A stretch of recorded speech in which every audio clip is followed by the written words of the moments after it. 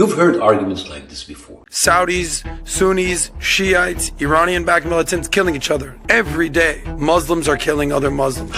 Why don't you speak about Sudan? Where is the outrage about the children in Yemen? Why don't you talk about the genocide in Congo? Why is the Gaza, the Palestinian plight at the forefront of the news? Why are you just speaking about Israel? Yeah, those conflicts are terrible, heartbreaking. But why, oh why don't we speak about them as much as we speak about Israel?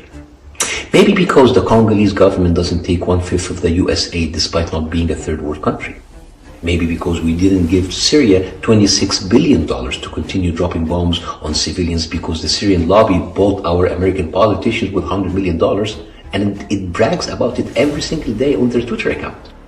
Maybe because our politicians are not kissing up to the government of Yemen. America needs Israel. Humiliating themselves and the country they represent and the people voted for them. Maybe because we didn't invite the Nigerian Prime Minister to speak to Congress while he's wanted by the ICC. Maybe because America didn't use more than 60% of its vetoes in the Security Council to protect the government of Saudi Arabia.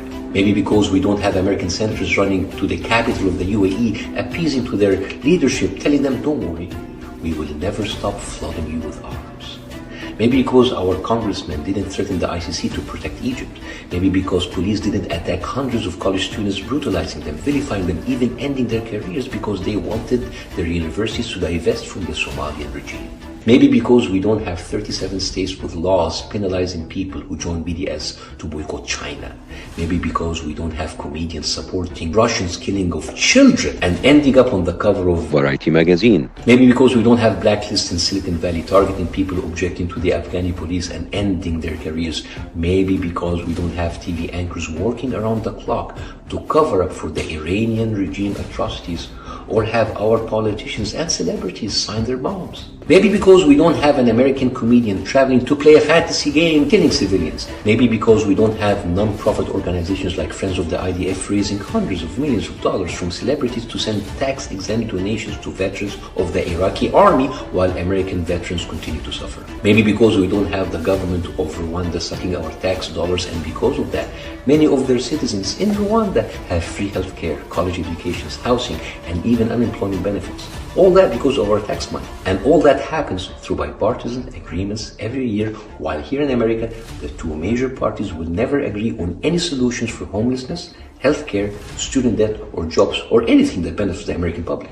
Maybe because we don't have congressmen wearing Algerian military uniforms in Congress. Or maybe because we don't see the two presidential candidates sucking up to a foreign country while competing to become Israel's favorite bitch. Nobody on this stage that's more pro-Israel than I am. We're all united by our unyielding commitment to the survival, security, and success of the Jewish state of Israel. Maybe because we see the media and politicians continue supporting a lying regime that got caught many times. Maybe because we don't have that occasional fake rage every time an Egyptian missile kills UN workers. Or maybe because we don't have our government turning a blind eye while Jordanians celebrate killing American activists, even making pancakes parties, celebrating the death. And then they cover it up with their army fake half-ass apology. It was a mistake. But that's okay, because we will use religious scripture to justify our unwavering support to our friends in Africa. If you bless Israel, I will bless you.